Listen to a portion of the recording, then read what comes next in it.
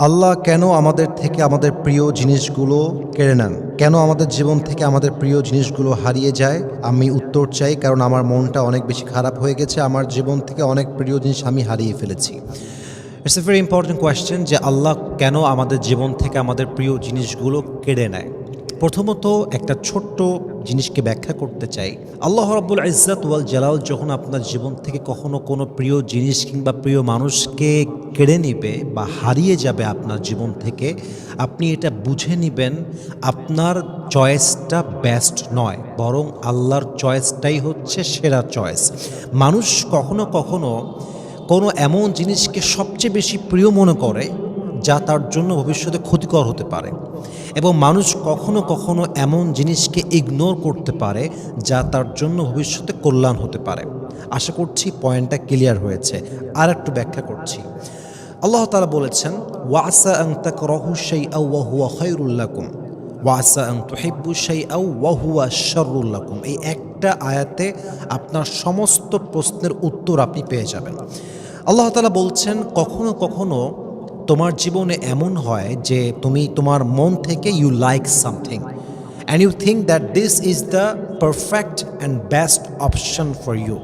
তুমি ভাবো যে এটার চাইতে আর বেস্ট হতেই পারে না, এটাই আমার জন্য সেরা, এটাই আমার জন্য কল্যাণ, এটাই আমার জন্য বেস্ট, এটাই আমার জন্য পারফেক্ট, এবং তুমি ভাবো যে এটা ছাড়া অন্য কোনো কিছু বেস্ট হতে পারে না। এবং মাঝে মাঝে এমন মনে হয় যে এটা আমার জন্য সেরা নয়, এটা আমি চাই না, এটা আমার জন্য পারফেক্ট নয়। কিন্তু আল্লাহ তাআলা বলছেন, যা তুমি অপছন্দ করো তা তোমার জন্য কল্যাণকর হতে পারে, যা তুমি পছন্দ করো তা তোমার জন্য অকল্যাণকর হতে পারে, কারণ আল্লাহু ইয়ালামু ওয়া আনতুম লা তা'লামুন। Your knowledge is limited, but my knowledge, that means Allah's knowledge, is not limited. আল্লাহ বলছেন, তোমার জ্ঞানটা একদম সীমিত জ্ঞান। তুমি আজকে দেখতে পাচ্ছ, কালকের খবর তোমার জানা নাই।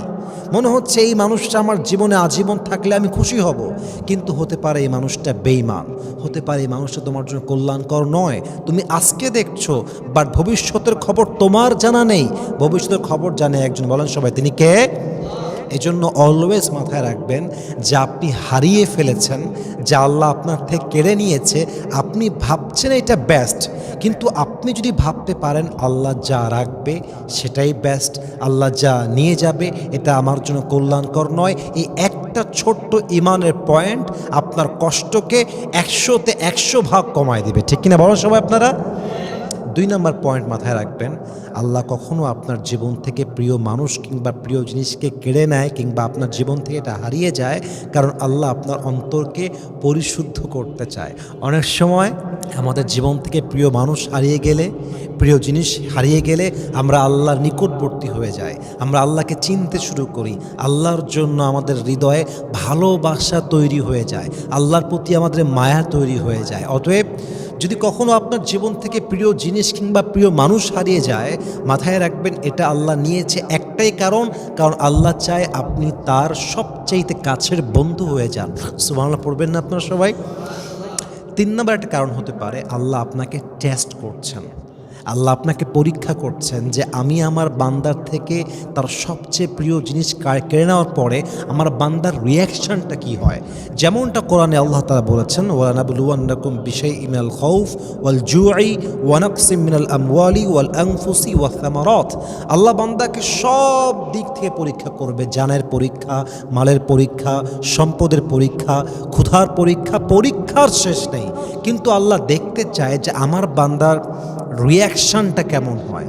আমার বান্দা কি অস্থির হয়ে যায় না ধৈর্যশীল হয়? আমার বান্দা কি আনগ্রেটফুল হয় না গ্রেটফুল হয়? আমার বান্দা যদি ধৈর্যের সাথে শুকরগুজার হয়ে বলতে পারে, আল্লাহ তুমি যা নিয়েছো তাতে খুশি, আল্লাহ তুমি যা দিবা তাতে আমি খুশি। আল্লাহ বলছে, অবশ্যির সাবিরিন, আমার সেই বান্দাকে তোমরা জান্নাতের সুসংবাদ শুনিয়ে দাও। সুবহানাল্লাহ পড়বেন না আপনারা সবাই? এজন্য আল্লাহ আপনার জীবন থেকে কখনো কখনো প্রিয় জিনিসকে উঠিয়ে নেয়, প্রিয় জিনিস হারিয়ে যায়, আল্লাহ কেড়ে নেয়, because he wants to see how you react. আল্লাহ আপনার রিয়াকশানটা দেখতে চায়, আপনার সবরটাকে আল্লাহ টেস্ট করতে চায়। সর্বশেষ একটা কারণ বলে শেষ করতে চাই, আপনার জীবন থেকে প্রিয় মানুষ কিংবা প্রিয় জিনিস হারিয়ে যায়, এর কারণ হচ্ছে আল্লাহ আপনাকে অনেক উত্তম কিছু দিবেন। যেমনটা 30 নম্বর পারা সূরা দুহার ভেতরে আল্লাহ তাআলা বলছেন, ওয়ালাসাউফা ইউতিকা রাব্বুকা ফাতারদা। Whatever you have lost in your life doesn't matter. Put your trust on your Lord. Indeed, Allah will give you something that will definitely make yourself happy. আল্লাহ বলছে, বান্দা তোমার জীবন থেকে যা হারিয়ে গিয়েছে মন খারাপ করো না, ভেঙে যেও না, ভয় পেও না, ভরসা হারিও না। আমার উপরে ভরসা করো, তুমি তোমার অতীতে যা হারিয়েছো তার চাইতে 1000 গুণ বেশি উত্তম আমি আল্লাহ তোমাকে দান করবো। সুবহানাল্লাহ পড়বেন না আপনারা সবাই? আল্লামা ইকবাল লিখেছেন, जो नसीब में है वो कभी छिन नहीं सकता और जो नहीं है वो कभी मिल नहीं सकता। जो चला गया तुम्हारी जिंदगी से उस पर तुम्हें सब्र आना चाहिए और जो आएगा उस पर तुम्हें शुक्र आना चाहिए। रब की फैसले अक़ल से तोले नहीं जाते, ये दिल के यकीन और ईमान से समझे जाते हैं। जो बुरा वक्त है वो भी लिखा हुआ है, जो अच्छा वक्त है वो भी लिखा हुआ है। तुम कहते हो कि अगर मेरी ज़िंदगी में बुरा वक्त आएगा तो मैं क्या करूँगा, और मैं तुम्हें कहता हूँ कि खुदा पर यकीन रखो, बुरा वक्त ही कभी नहीं आएगा। व्हाट एन अमेजिंग वर्ड्स, माशाআল্লাহ। উনি বলছেন যে কপালে যা আছে হারিয়ে যাবে না, আর যা নাই তা কখনো আসবে না। আল্লাহর সিদ্ধান্ত বোঝার জন্য অন্তরে ঈমান থাকতে হয়। আরে ভাই রে, যা খারাপ সময় লেখা আছে এটা আসবে, যা ভালো সময় আছে তাও আসবে। বরং তুমি মাথায় রাখবা, খারাপ সময়ে ভয় পেও না, নিরাশ হয়ে যেও না, ভরসা হারিও না, বরং ভরসা আল্লাহর উপরে রাখবা।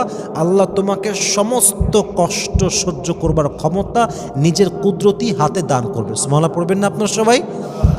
এই জন্য প্রিয় ভাইয়েরা আমার, কখনোই কমপ্লেন করবেন না। আল্লাহ যা দিয়েছেন তাতেও খুশি থাকবেন, যা নিয়েছেন তাতেও খুশি থাকবেন। Always always always try to say আলহামদুলিল্লাহ, আলহামদুলিল্লাহ, আলহামদুলিল্লাহ। আল্লাহ বলছেন, লা ইন শাকারতুম লাযীদান্নাকুম। তুমি যদি শুকর গুজার হতে পারো, তোমাকে আমি আল্লাহ নিয়ামতটা আরও ডবল করে বাড়ায় দান করবো। সুবহানাল্লাহ পড়েন সবাই।